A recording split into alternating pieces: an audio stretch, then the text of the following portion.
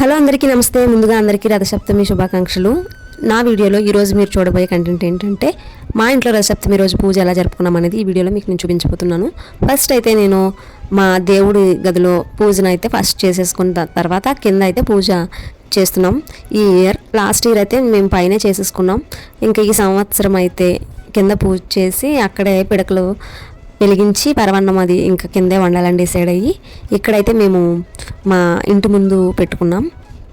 ఇంకా పొద్దున్నే పేడ తెచ్చి మా అత్తయ్య మొత్తం అంతా ఆవు పేడతో చక్కగా ఇంటి ముందు అలుగుతున్నారు. మేము ఇక్కడే ఆ సూర్యభగవాన్ ఫోటో పెట్టుకుని పూజ చేయాలనుకున్నాం. సో అందుకని చెప్పి ఫస్ట్ అయితే శుభ్రంగా ఇంటి ముందు తుడిచేసి ఆవు పేడతో అలుగుతున్నారు. మరో పక్క చూస్తున్నారు కదా, పూజకు కావాల్సిన సామాన్లు అన్నీ కూడా ఒకవైపు సర్దేసుకొని ఇంకా పూజలో కూర్చున్న తర్వాత ఎటు లెగిసి మర్చిపోయినవి తెచ్చుకోకుండా ముందుగానే పూజకు అవసరమైన వస్తువులన్నీ తెచ్చేసుకొని అక్కడ పెట్టేసుకున్నాం.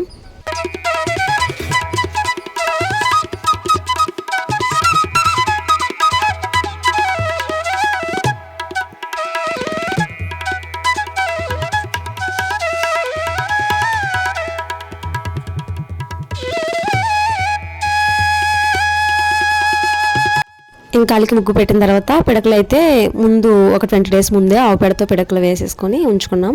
అవైతే ఇప్పుడు తీసుకొచ్చి వెలిగించడానికి అన్నీ సర్దుతున్నారు మా అత్తయ్య. నేనైతే వినాయకుని చేయడానికని తమలపాకులు మా గార్డెన్లోకి దిగి కోసుకుంటున్నాను. ఇంకా ఆవు పిడకలు అయితే వెలిగించాం. ఫస్ట్ రథసప్తమి రోజు సూర్యభగవానుడికి ఆవు పిడకల మీద ప్రసాదం చేసి నైవేద్యంగా పెట్టడం మొదటి నుంచి ఉన్న సాంప్రదాయం. ముందుగా అయితే రథసప్తమి అసలు ఎందుకు చేసుకుంటారు, ఎప్పుడు చేసుకుంటారు అనేది నేను మీకు ఇప్పుడు చెప్పబోతున్నాను. మనకి ప్రతి సంవత్సరం మాఘమాసంలో శుక్లపక్షం సప్తమి తిథి రోజున రథసప్తమి పండుగను అయితే జరుపుకుంటాం మన హిందువులంతా కూడా. భూమిపై జీవరాశులన్నీ కూడా సుభిక్షంగా వాటి జీవన మనుగడని కొనసాగిస్తున్నాయంటే అందుకు కారణం సూర్యుడే. మనం సూర్యరశ్మి లేనిది మనకి మొక్కలకు కానీ మనుషులకు కానీ జంతువులకు కానీ ఎవరికి కూడా సరైన మెటబాలిజం అనేది జరగదనమాట. పాలైతే పొంగని ఇప్పుడైతే ఇంకా మరి ప్రసాదం చేయడానికి టైం దగ్గరికి పడుతుంది. ఇంకా మేమైతే చిక్కుడు కాయలతో రథాన్ని చేసుకున్నాం. తర్వాత సూర్యభగవానికి రేగిపళ్ళు కూడా ఈరోజు నైవేద్యంగా పెట్టుకోవడం ఆచారం. ముందుగా పసుపు గణపతిని చేశాము. మన దేవతలందరికీ కూడా మొదటిగా ఆది దైవంగా సూర్యభగవాన్ని పూజించుకోవడం ఆచారం. ఆది అంటే మొదలు కాబట్టి ఈయనకి ఆదివారం రోజే మనం పూజ అనేది చేసుకుంటాం. మనమైతే సూర్యుడు కనిపించే దేవుడు కాబట్టి మనకి హిందూ సాంప్రదాయ ప్రకారం సూర్యధారణకి ఎంతో విశిష్టత ఉంది. ముఖ్యంగా భక్తులు సూర్య జయంతి రోజు ఎక్కువగా పూజలు చేస్తారు. మాఘమాస శుక్లపక్షం సప్తమి తిథి నాడు ఈ పర్వదినం వస్తుంది. దీన్నే రథసప్తమి అని కూడా అనుకుంటాం మనం. సూర్యుడు 7 గుర్రాలపై రథంపై దక్షిణాయనం నుంచి పూర్వోత్తర దిశగా ప్రయాణం సాగిస్తుందని భక్తులు మొదటి నుంచి నమ్ముతారు. అలాగే ఈరోజు సూర్యుడు ప్రయాణం దిశల్లో కూడా దక్షిణాయనం నుంచి ఉత్తరాయణంలోకి వస్తుందని అంటారు. అది ఈ రోజు నుంచే ప్రారంభమవుతుంది. మాఘ సప్తమి నుంచి రానున్న 6 మాసాలు ఉత్తరాయణ పుణ్యకాలంగా. ఇక్కడ చూస్తున్నారు కదా, సూర్యుడు 7 గుర్రాలు అంటే 7 గుర్రాలు అంటే 7 వారాలకి సంకేతాలు. ఈ 7 గుర్రాలను వేద ఛందస్సులని అంటారు.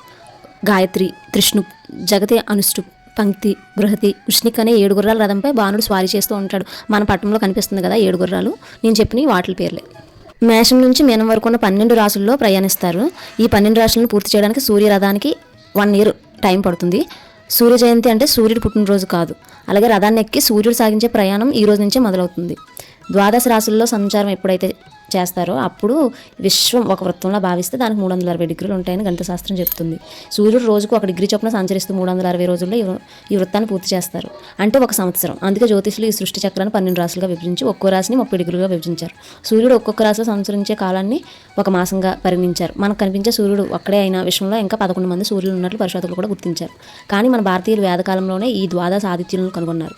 వారే మిత్ర, రవి, సూర్య, భగ, పోష, హిరణ్యగర్భ, మారీచి, ఆదిత్య, సవిత, అర్క, భాస్కర్లు. వీరే ద్వాదశ మాసాలకు ఆది దేవతలు. వీటి కారణంగానే మనకి 12 రాశులు ఏర్పడ్డాయి. సూర్యుడు ఒక్కొక్క మాసంలో ఒక్కొక్క రాశిలో సంచరిస్తారు. ఉత్తర దిశలో ప్రయాణం ఎప్పుడంటే మాఘమాసంలో అర్కనామంతో సంచరిస్తారు. మాఘ అంటే పాపం లేనిది అని అర్థం. పుణ్యాన్ని ప్రసాదించే మాసం కాబట్టి ఈ మాసాన్ని మాఘమాసం అంటారు. నిజానికి ఉత్తరాయణం మకర సంక్రాంతితో ఆరంభమైన రథసప్తమి నుంచి ఉత్తరాయణం పూర్తిగా గోచరిస్తుంది.